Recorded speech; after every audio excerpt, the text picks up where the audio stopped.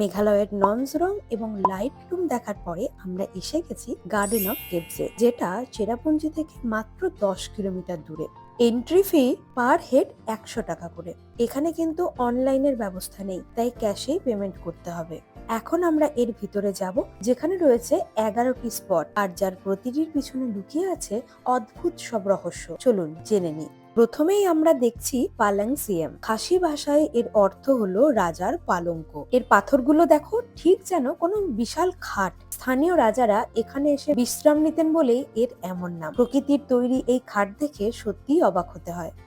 এর ঠিক পাশেই আছে একটা সুন্দর ঝর্ণা, যার নাম সামসিয়াম। খাসি ভাষায় যার অর্থ রাজার স্নানঘাট। প্রাচীনকালে খাসি রাজারা যখন যুদ্ধ থেকে ফিরতেন বা ক্লান্ত হতেন, তখন এই ঝর্ণা শীতল জলে তারা স্নান করতেন। পাথরের খাঁজগুলো এমন ভাবে তৈরি যে এর নিচে দাঁড়ালে তোমাদের মনে হবে কোনো শাওয়ারের নিচে দাঁড়িয়ে আছো।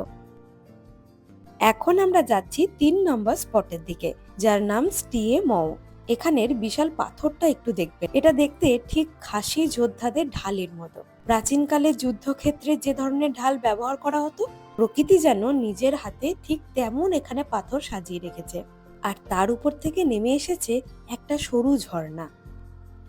এরপর স্পট নাম্বার 4, যার নাম কা ক্রেম বা ডাং থিমমাই। খাসি ভাষায় এর অর্থটা কি সেটা আমার জানা নেই, তোমরা জানলে আমাকে অবশ্যই জানিও।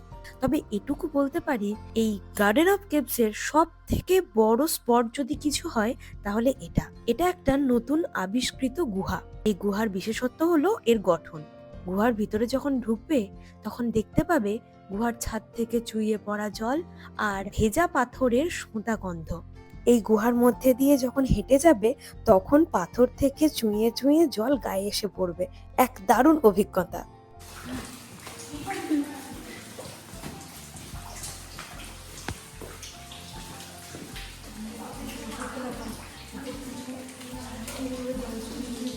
এখন জল চুইয়ে চুইয়ে পড়ছে, এই যে এই চারিদিকে জল পড়ছে। এটা হলো যাওয়ার রাস্তা।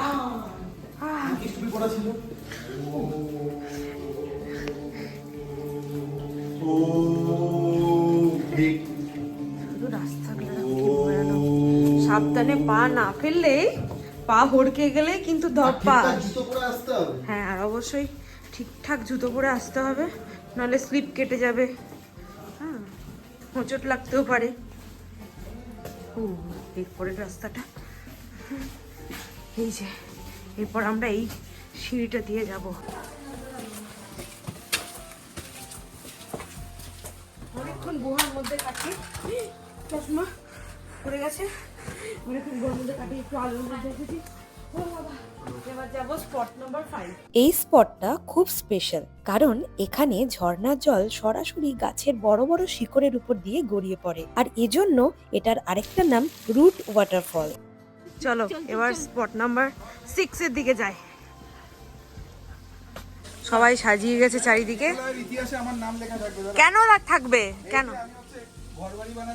সব থেকে বড় এই পড়লো রে, এই পড়লো।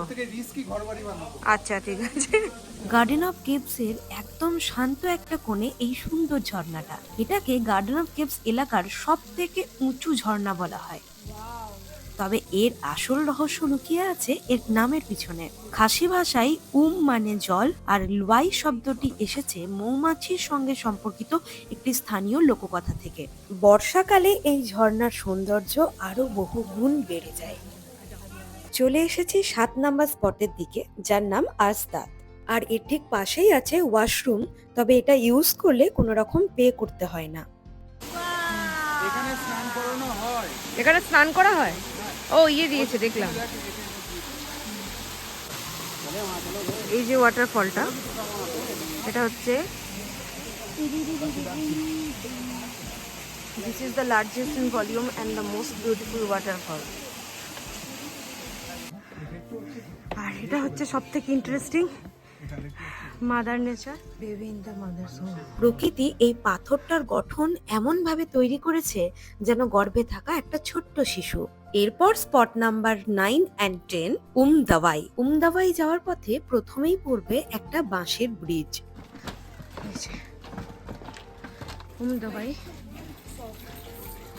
পাথর কেটে বেরিয়ে আসা এই সরু ঝর্ণার জল এতটাই স্বচ্ছ আর ঠান্ডা যে খেয়েই প্রাণ জুড়িয়ে গেল। তার উপর এখানে স্থানীয়রা বলেন এটা নাকি মেডিসিন ওয়াটার। এই জলে এমন কিছু খনিজ বা মিনারেল আছে যা ত্বকের সমস্যার জন্য খুব ভালো। কিছু বুঝলে না, তেমন কিছু না। স্থানীয়দের লোককথা অনুযায়ী এটি মেডিসিন ওয়াটার, হয়তো কোনো কাজ দেবে। বিশ্বাসে মিলায় বসু তর্কে বহুদূর। এখন আমরা চলে এসেছি গার্ডেন অফ কেভস এর সর্বশেষ স্পটে, যার নাম হলো মাও দহনুত। খাসি ভাষায় মাও মানে পাথর আর দহনুত মানে হৃদয় বা হার্ট। এই পাথরটি দেখতে হুবহু মানুষের হৃৎপিণ্ডের মতো, এর জন্য এর এরকম নাম হয়েছে। তবে এটা কোনো শিল্পী কিন্তু গড়ে দিয়ে যাননি, এটা প্রকৃতি নিজেই সৃষ্টি করেছে। ফাইনালি আজকের আমাদের লাস্ট লোকেশন গার্ডেন অফ কেভসে আমরা ঘুরে নিলাম। এরপর আমরা যাব আমরা যে চেরাপুঞ্জিতে যে হোমস্টেতে থাকবো সেখানে। গার্ডেন অফ কেভস এর এই 11টা স্পট তোমাদের কেমন লাগলো জানাতে কিন্তু ভুলো না।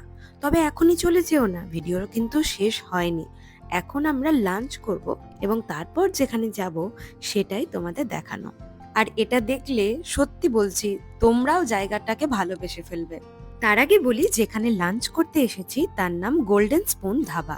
এখানের মেনু কার্ডটাও তোমাদের দেখিয়ে দিলাম যাতে কি কি পাওয়া যায়, তার সঙ্গে প্রাইসটাও তোমরা জানতে পারো। যেদিন থেকে বাড়ি থেকে বেরিয়েছি আমরা মাছ খেতে পাইনি, আর বাঙালি মানেই তো মাছে ভাতে, তাই এখানে মাছ দেখে আমরা মাছ ভাতই নিয়ে নিয়েছি।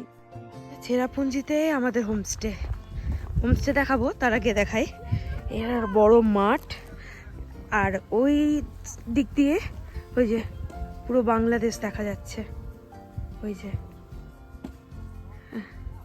তো আমাদের হোমস্টে এটা, ভিতরটা তোমাদের দেখায়। হোমস্টেটা অনেকটা ভিতরে, তবে ভিতরে নেওয়াই হয়েছে শুধুমাত্র ওই ভিউর জন্য। কিছুটা পথ পেরিয়ে আমরা এখন যেখানে পৌঁছেছি এটা আমাদের আগামী কয়েকদিনের চেরাপুঞ্জির হোমস্টে। আর এর যে ভিউটা সেটা দেখলে তোমরা অবাক হয়ে যাবে। চলো ভিতরে যাওয়া যাক এবং তোমাদের দেখায় এই হোমস্টেতে আমাদের যে রুমটা ছিল সেটা ঠিক কেমন। দেখো সি দ্য ভিউ, ওই যে বাংলাদেশ ওই দূরে যেটা দেখা যাচ্ছে। চলো এখন ভিতরে যাওয়া যাক। And this is the room. See.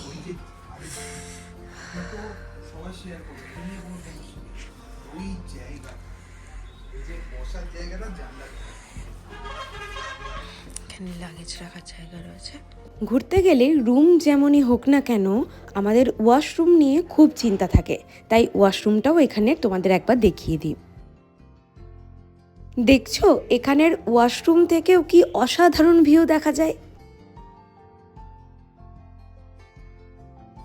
এই এত সুন্দর ব্যালকনিটা ছেড়ে আমাদের যেন রুমে যেতে ইচ্ছেই করছিল না। আর এখানে আমাদের জন্য ওরা পাঠিয়ে দিয়েছে চা আর ব্ল্যাক কফি। তো চলো আজকের ব্লগটা এখানেই শেষ করছি। এরপর চেরাপুঞ্জির অন্যান্য দিন এবং এই হোমস্টে নিয়ে থাকছে বিস্তারিত ভিডিও। সঙ্গে থেকো, খুব তাড়াতাড়ি নিয়ে আসবো সেই সব ভিডিও।